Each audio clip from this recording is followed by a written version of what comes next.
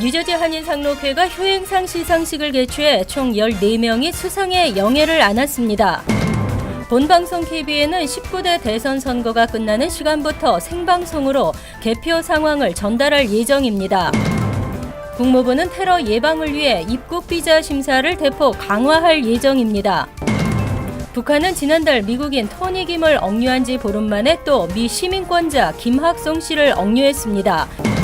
이번 주 토요일 뉴저지 팰리세이드 파크 시니어 하우스가 접수 신청을 받습니다. 이상은 이 시각 주요 뉴스입니다. 여러분 안녕하십니까? KBN 뉴스입니다. 뉴저지 한인상록회가 지난 토요일 효행상 시상식을 개최했습니다. 효자상, 효녀상, 장안 어머니상 등 총 14명이 수상의 영예를 안았습니다. 김지수 기자가 보도합니다. 뉴저지 한인상록회가 제16회 효행상 시상식을 개최했습니다. 지난 토요일 뉴저지 잉그루드 병원 대강당에서 열린 시상식에는 지역 정치인들과 한인단체장, 그리고 수상자 가족과 지역 한인 등이 참석해 함께 축하하는 시간을 가졌습니다. 올해는 모두 14명이 수상의 영광을 안았습니다. 효자상은 김주찬, 김종우 씨가, 효녀상은 이광지 씨, 장안 어머니상은 김선실 씨, 장수상은 이병준 씨, 그리고 양유한 씨 등 5명이 사회봉사상을 수상했습니다. 그거를 수발하기가 굉장히 힘듭니다. 그거를 다 묵묵히 이겨내고 생활하는 게 참 이 상을 부인에게 돌려주고 싶어요. 앞으로 더 잘하라는 그런 의미로 상을 받고 열심히 더 부모를 위해서, 부모님 또 이웃을 위해서 헌신하는 그런 삶을 살아가도록 노력을 하겠습니다. 꼭 혈연 관계로만 이어지지 않고 다른 이웃들도 함께 한 가족으로 품을 수 있는 그런 좋은 계기가 됐으면 좋겠습니다. 행사는 진도북춤과 소고춤, 해금 연주 등 다양한 전통문화 공연으로 참석자들의 흥을 더했으며 한인 단체장과 지역 정치인들이 잇따라 무대에 올라 한인 어르신들의 행사를 축하했습니다. KBN 뉴스 김지수입니다. 제19대 대통령을 뽑는 선거가 지금 한창 진행 중입니다. 앞서 시행된 재외 국민선거와 사전투표 모두 높은 투표율을 기록해 새로운 대통령에 대한 국민들의 기대를 알 수 있었는데요. 본방송 KBN은 선거가 끝나는 시간부터 생방송으로 개표 상황을 전달할 예정입니다. 보도에 김지수 기자입니다. 한국 시간으로 오늘 오전 6시부터 시작된 제19대 대통령 선거. 지난 18대 대선 때보다 422곳이 늘어난 13,964개 투표소에서 현재 투표가 진행 중에 있습니다. 탄핵 정국으로 인해 이번 선거는 과거의 어느 선거보다 투표 결과에 관심이 집중되고 있습니다. 앞서 실시된 재외국민선거나 사전투표 모두 역대 최고 투표율을 기록하고 있어 국민들의 높은 관심을 알 수 있습니다. 본방송 KBN은 투표가 끝나는 저녁 8시 미동부 시간 내일 아침 6시부터 생방송으로 대선 개표 상황을 전해드립니다. 먼저 새벽 6시 정각에 MBC 등 지상파 3사가 공동으로 실시한 출구조사 결과를 발표합니다. 이번 출구조사는 전국 330개 투표소에서 약 9만 9천 명을 대상으로 실시되며 정확도를 높이기 위해 사전투표의 결과도 반영합니다. 이번 대선 결과는 한국 시간으로 10일 새벽에 드러날 것으로 예상됩니다. 중앙선거관리위원회는 이번 대선 개표 작업은 과거보다 늦어져 개표율이 70에서 80%에 이르는 10일 오전 2시 3시께 후보의 당락이 어느 정도 결정되고 개표는 오전 6시에서 7시에 종료될 것으로 전망했습니다. 내일 오전 6시부터 KBN에서 생방송으로 보내드리는 제19대 대통령 선거 개표 방송에 여러분들의 많은 시청 바랍니다. KBN 뉴스 김지수입니다. 미국 정부가 테러 예방을 위해 입국 비자에 대한 심사를 대폭 강화하는 방안을 추진하는 것으로 확인됐습니다. 트럼프 대통령의 반이민 행정명령이 연방 지방법원에서 잇따라 제동이 걸리면서 사실상 실행이 불가능해지자 우회로를 찾은 것으로 해석됩니다. 국무부는 앞으로 일부 비자 신청자에 대해 과거 여권 번호와 이메일 주소, 전화번호, 과거 15년간의 개인정보 등을 제출하도록 할 수 있다는 내용을 연방 관보에 고시했습니다. 특히 지난 5년간의 SNS 활동을 살펴볼 수 있는 관련 기록도 제출하도록 하고 있습니다. 이와 함께 테러리스트 조직이 활동하는 지역의 비자 신청자는 영사가 요청할 경우 과거 여행 기록을 모두 추가로 제공해야 합니다. 국무부는 이처럼 까다로운 요건을 적용받는 신청자가 연간 평균 비자 신청자의 0.5%인 6만 5천 명에 달할 것으로 추산했습니다. 다만 국무부는 특정한 지역의 비자 신청자들을 염두에 두고 이를 추산한 것은 아니라고 설명했습니다.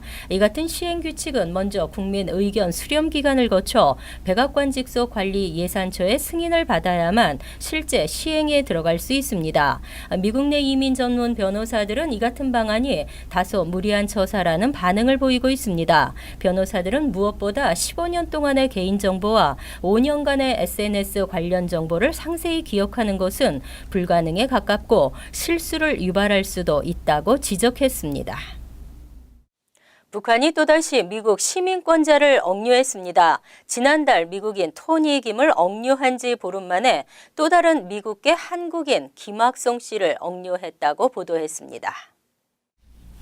북한 조선중앙통신은 평양과학기술대학에서 농업기술 보고 관련 일을 하던 미국 시민권자 김학성 씨를 적대 행위 혐의로 공화국법에 따라 억류했다며 현재 김학성 씨의 범죄 혐의에 대해 상세한 조사를 실시 중이다라고 밝혔습니다. 김학성 씨는 북한에 억류된 네 번째 미국 시민권자입니다. 부인 김미옥 씨는 미국의 소리와의 인터뷰에서 남편은 중국 공민 출신으로 지난 3년 동안 평양과학기술대학 농장을 관리하며 농업기술 보급에 힘썼다며 조속한 석방을 호소했습니다.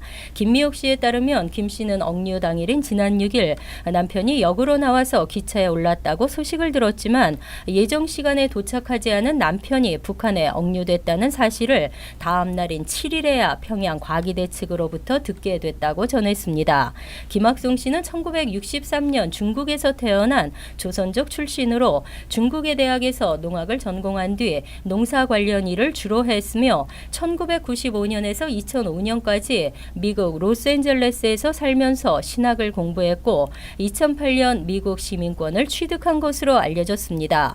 북한과의 인연은 2014년 평양 과기대에서 일하기 시작하면서 처음 맺었고 학교에선 강의를 담당한 게 아니라 전공을 살려 주로 농장에서 학생들과 농사를 짓는 일을 했으며 현지의 유기질 발효 비료 공장의 설립에도 관여한 것으로 알려지고 있습니다. 이번 주 토요일 뉴저지 팰리세이즈 파크 시니어 하우스가 접수 신청을 받습니다. 신청서는 추첨을 통해 입주 기회를 갖게 됩니다. 지한샘 기자의 보도입니다. 포터블 하우징 프로젝트 일환으로 시작되어 공사 중인 팰리세이즈 파크 83 센터 플레이스에 위치한 시니어 하우스. 공사가 막바지에 이르렀습니다. 시니어 하우스는 총 9유닛으로 4개의 스튜디오와 5개의 원베드룸으로 구성되어 있으며 1층에는 넓은 주차장까지 마련되어 있습니다. 렌트 가격은 가장 저렴한 유닛이 378불, 그리고 600불과 771불로 책정되어 있습니다. 팰리세이즈 파크 타운은 오늘 신청 절차를 알리기 위한 기자회견을 열었습니다. 이번 주 토요일 12시부터 4시까지 팰파크 타운홀에서 공식적으로 어플리케이션 폼을 받을 수 있습니다. 타운식은 신청이 완료되면 자격 심사가 이뤄진 후 추첨을 통해 공정하게 기회를 배분하겠다고 밝혔습니다. 6월 중으로 추첨이 이뤄지고 7월까지는 입주를 마치도록 하겠다는 계획입니다. 지금 9유닛의 아파트를 줬습니다. 줘가지고 이제 로인컴에 대한 주민들을 위해서 이제 분양을 할 예정인데 6월 9일 날까지 마감한 다음에 자격 심사를 거쳐서 아마 이제 분양할 예정입니다. 많이 참석 바랍니다. 버겐 카운티, 퍼사이 카운티, 허드슨 카운티, 서섹스 카운티에 거주하는 모든 사람이 신청 가능하며 시민권자나 영주권자뿐만 아닌 H1 등 합법적으로 거주 중인 모든 거주자가 신청 가능합니다. 62세 이상부터 신청 자격이 주어지며 자산 가치가 16만 3,245불을 넘지 않아야 합니다. 이번 주 토요일 팰파크 타운홀에서 구체적인 가이드라인이나 각종 정보를 상담받을 수 있습니다. KBN 뉴스 지한샘입니다. 한국에서의 병역 의무, 흑수저들의 전유물이 되어가고 있습니다. 오히려 병역 의무가 없는 외국 영주권자나 이중 국적자들이 병역을 자진 이행하는 경우가 늘고 있는데요. 앞으로는 고의적으로 병역을 기피하다가는 여러 가지 불이익을 당하게 됩니다. 5일 한국 정부는 한국 국적을 포기하는 방식으로 병역 의무에서 벗어난 사람에 대해 상속세와 증여세를 중과하는 방안과 병역을 회피하기 위해 고의적으로 외국 국적을 취득한 병역 기피자에 대해 재외동포 비자 발급을 제한하고 나아가 한국 국적 회복을 영구적으로 금지하는 등의 강력한 제재 방안을 추진하기로 했습니다. 이에 따라 병무청은 현재 해외 체류 중인 군입대 예정자들의 병역 이행을 안내하는 업무도 강화하고 있습니다. 또 오는 8월부터 미국과 중국, 러시아 등 14개국 현지 한인 사회를 대상으로 병역 정책을 설명하고 재외 국민들의 병역 제도 관련 이해를 높일 수 있도록 할 예정입니다. 박창명 병무청장은 국외 체제 및 거주 병역 의무자가 15만 명에 이르고 있으며 영주권자 등이 자원의 병역 의무를 이행하는 사례 또한 증가하는 등 해외에서의 병무 행정에 대한 수요가 지속적으로 늘어나고 있다고 배경을 밝혔습니다. 병무청에 따르면 지난해 자진 입대한 외국 영주권자나 복수 국적자는 646명으로 해마다 빠르게 증가하는 추세입니다. 2015년보다 7% 증가했고 지난 5년 동안 3배 가까이 늘었습니다. 불법 체류자도 합법적으로 운전면허증을 취득할 수 있도록 하는 뉴욕주 하원 법안에 대한 지지 서명 운동이 전개됩니다. 뉴욕주 하원의 프란시스코 모야 의원이 지난 1월 발의한 제한적 용도의 운전면허증 발급 법안의 통과를 촉구하는 캠페인입니다. 뉴욕 이민자 연맹은 불체자 운전면허증 옹호 단체인 그린라이트 드라이빙 투게더 회원들이 뉴욕주 전역에서 하원 의원들을 만나 관련 법안 통과를 촉구했다며 법안 지지 서명 운동에 많은 시민들의 참여를 당부했습니다. 이 법안은 체류 신분의 합법 여부와 상관없이 16세 이상 뉴욕 주민은 누구나 제한적 용도의 운전면허증을 취득할 수 있도록 하지만 연방이나 주정부에 제시하는 신분증이나 체류 신분을 증명하는 서류 대신 사용할 수 없도록 그 용도를 제한합니다. 이를 위해 제한적 운전면허증에는 연방정부의 공식 목적으로는 사용할 수 없다는 문구가 기재됩니다. 뉴욕 이민자 연맹은 일각에서 불체자 운전면허 발급에 수백만 달러의 추가 예산이 들어간다는 지적에 운전면허 발급 수수료로 비용을 충당할 수 있고 면허를 취득한 불체자들의 차량 구입으로 경제적인 이득이 더 크다는 주장입니다. 또 제한적 용도의 운전면허증은 불체자뿐만 아니라 원하는 사람은 누구나 신청할 수 있는 운전면허증이기 때문에 신청자의 체류 신분도 기록에 남지 않는다고 밝혔습니다. 서명운동 참여는 뉴욕 이민자연맹 홈페이지를 방문하면 자세히 안내돼 있습니다. 박테리아가 점점 슈퍼화되면서 발견 자체가 점점 어려워질 뿐만 아니라 발견하더라도 박멸이 또한 쉽지 않습니다. 특히 중환자들의 감염 위험성이 높아 비상입니다. 뉴욕 일원에서 치명적 슈퍼박테리아의 일종인 칸디다 속 진균이 확산 조짐을 보이고 있습니다. 뉴욕주 보건국은 지난 5일 병원과 널싱홈에 진균 감염 확산주의 경보를 발령하고 예방에 각별한 주의를 기울일 것을 당부했습니다. 칸디다 속 진균은 진단이 어려울 뿐만 아니라 항진균제의 내성을 보여 박멸이 어렵고 오랜 기간 질병을 앓아 병원에 입원한 중환자들이 진균에 감염될 위험성이 높습니다. 감염 시 사망률은 30%에 이릅니다. 2009년 일본에서 처음 확인된 이 진균은 이후 미국과 한국을 비롯 전 세계 10여 개 국가에서 감염 사례가 발생했습니다. 연방질병통제예방센터에 따르면 2013년 뉴욕에서 미국 첫 감염 사례가 보고됐으며 뉴욕 누적 사망자는 총 20명으로 집계됐습니다. 전국 2천여 명의 여성들이 베이비 파우더를 상대로 소송을 제기한 상태입니다. 존슨앤존슨의 베이비 파우더의 탈컴 성분이 암을 유발할 수 있다고 인정한 배상 판결이 또 나왔습니다. 배상금도 사상 최고액으로 알려졌습니다. 미주리주 세인트루이스 연방법원 배심원단은 존슨앤존스 측에 버지니아주에 거주하는 루이스 슬램프에게 1억 1,050만 달러를 지급하라고 판결했습니다. 존슨앤존슨을 상대로 거액의 배상 판결이 내려진 것은 이번이 네 번째로 전체 배상액은 1억 9,700만 달러에 달합니다. 슬램프 씨는 지난 2012년 난소암 진단을 받았고 현재 암세포가 간까지 전이된 상태입니다. 슬램프 씨는 지난 40여 년간 사용해온 베이비 파우더의 텔컴 성분 때문에 암에 걸렸다고 소송을 제기했습니다. 슬램프 씨를 비롯해 현재 전국에서 2천여 명의 여성들이 유사 소송을 제기한 상태입니다.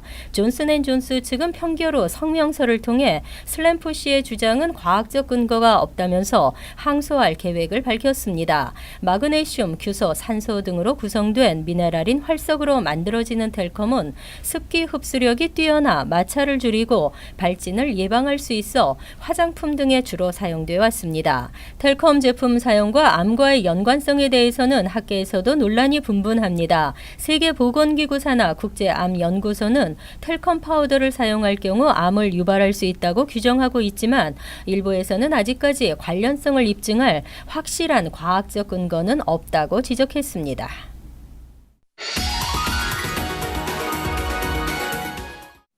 이어서 LA 지역 한인사회 소식입니다. LA시가 트럼프 케어 하원 통과 소식에 거센 반발의 목소리를 내고 있습니다.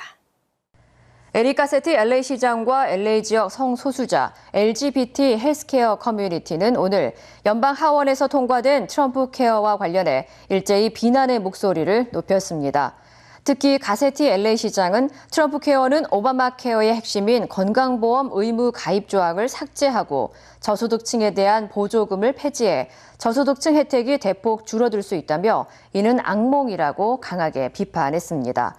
또 LA LGBT 헬스케어 커뮤니티 역시 경제적, 사회적으로 소외된 성소수자들은 HIV, 우울증, 마약 중독 등으로 심각한 건강 불균형 상태에 놓여 있었지만 오바마 케어로 많은 도움을 받아왔다며 오바마 케어의 폐지는 많은 환자들에게 피해를 입힐 것으로 우려했습니다. 한편 트럼프 케어 연방 하원 통과와 관련해 한미연합회 등 일부 한인 단체들도 사회 소외계층의 건강보험 혜택에 큰 타격을 입힐 것이라며 유감의 뜻을 밝혔습니다. 베버리 힐스시가 금연 장소는 확대하고 흡연 구역을 축소하는 새로운 금연법 시행에 들어갑니다. 베버리 힐스시 의회는 식당 인근 20피트 이내로 금지시킨 금연법을 5피트 이내로 줄이고 금연 지역은 농산물 시장, 공원 등으로 확대한 개정된 금연법을 오늘부터 본격 시행한다고 밝혔습니다. 금연법 적용 대상은 담배를 비롯해 전자담배, 마리화나 흡연자도 대상에 포함됩니다. 이에 대해 당국은 금연법을 통해 주민들의 간접 흡연으로 인한 피해를 줄일 수 있을 것으로 기대했습니다. 한편 시 당국은 현재 도시 전체의 아파트와 다세대 주택 건물의 흡연 금지 구역 지정에 대해서도 모색하고 있는 것으로 알려졌습니다. 간추린 소식입니다.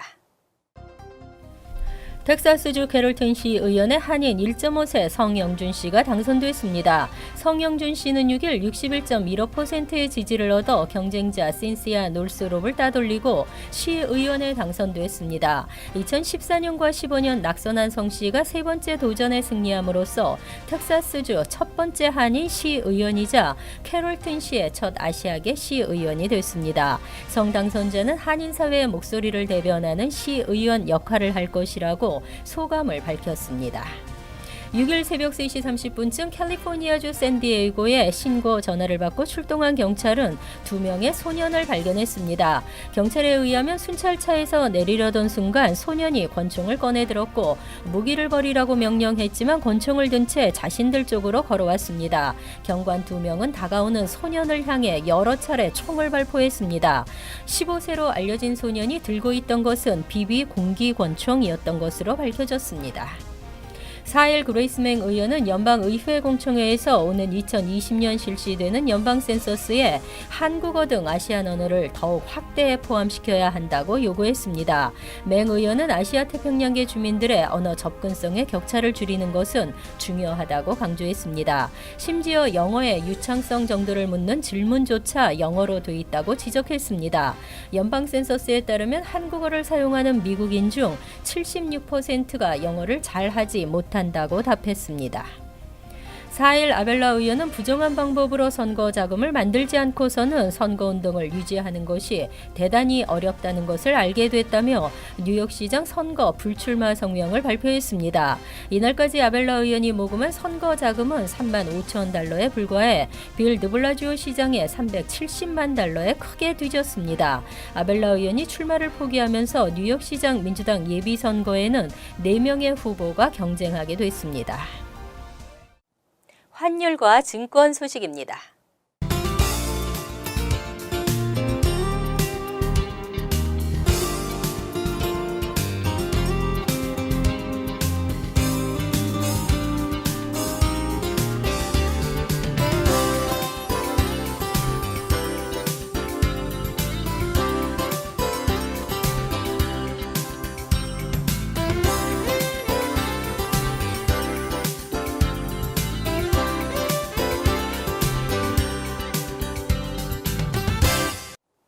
이어서 날씨입니다.